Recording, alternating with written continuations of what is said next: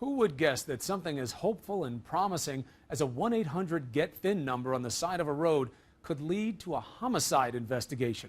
They went in to lose weight, but somewhere along the way, they lost their lives.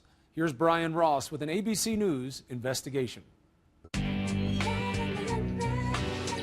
the high-profit business of weight loss, few doctors have made more money than these two Beverly Hills brothers, Julian and Michael Omidi. With their business success and celebrity social life, they ended up on the cable TV program called Dr. 90210. I think we have a very exciting life, much more exciting than most people. We're going to make you look a little bit like Angelina Jolie. At the time, the Omidi brothers said they specialized in plastic surgery. Called the bikini liposuction. But then the Omidis found something even more lucrative: 1-800-GET-THIN, a multi-million-dollar weight loss business. Once advertised as an easy one-hour way to lose weight, with a procedure to band or constrict the stomach with what's called a lap band. I've tried every diet out there. The lap band was the easiest thing I've ever done. Thousands of people signed up, including Cassie Gibbons, who lost more than 100 pounds and became the poster girl for 1-800-GET-THIN. I just wanted to get thin. I wanted my new life to begin, and I wanted to get thin.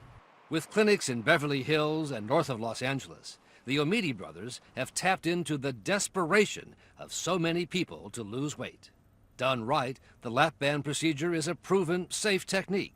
But in the last 3 years, 5 patients have died after lap band surgery at the brothers' outpatient clinics, including Laura Fatro, whose husband says she was the victim of a substandard clinic with negligent doctors. They're making it seem so easy, so easy.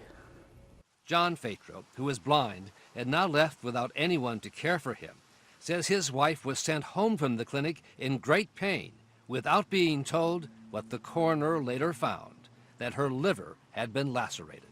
We just thought it was a normal operation because she was in pain ever since she left. Did they say anything about lacerating the liver? No. Nothing? Nothing. They told me nothing. The clinic's lawyers say Laura Fatro had other health issues, and the lacerated liver was not the cause of her death, and that they are deeply upset about what happened. I did lacerate the liver. Maybe they are. But here's what the doctor who operated on Laura Fatro, Isan Shaman, said in a lawsuit deposition, describing the reaction of one of the Omidi brothers, Julian. I said, if I killed her, that means there will be a lawsuit. And Julian Omidi's response to me was, don't worry, we make $21 million a month. 1 million is okay. The Omidi's lawyers say the doctor is lying. Laura Fatro's husband says he believes the doctor, not Julian Omidi. We make $21 million a month. $1 million is okay. He has a love for money. He took a lot away from me. It turns out the Omidis don't do any of the actual surgeries themselves. For good reason in the case of Julian Omidi, who had his medical license revoked by the state medical board for dishonesty, citing his involvement in the burglary of exam papers when he was in college. And Michael Omidi had been put on probation as a doctor for 3 years, just reinstated last year. They had accused him of gross negligence in several cases. A series of articles and columns in the Los Angeles Times first revealed the deaths. And despite being hit by a string of lawsuits from the Omidis, the reporters continued to raise questions about the marketing pitch to overweight Californians. What they need is good medical care, not medical care that they can get off a billboard. It sickens me they're still in business. I've never in my life seen standards so below the average of what they should be. Diane Duell headed the medical support staff at one of the Omidi clinics until, she told me, she quit in disgust. Duell is now suing the Omidis, who claim she is making things up to help her lawsuit. They would run the patients through. They would send patients home that were complaining of shortness of breath and many other issues and severe pain, and they would push them out the door. I'm sorry, we need the bed, you need to go. Each of the 5 patient deaths has raised serious questions, but none more than that of Paula Rojeski, whose friends say she wanted only to lose weight for an upcoming birthday. She said, oh, I want to get this surgery, and I said, you look great, you're fine. No, I want to be skinny, I want to be skinny. Is she breathing? No. Okay, paramedics are on the way. Paula died on the operating table, and the circumstances of how that happened and whether she could have been saved have now led Los Angeles police homicide detectives to investigate whether a crime was committed.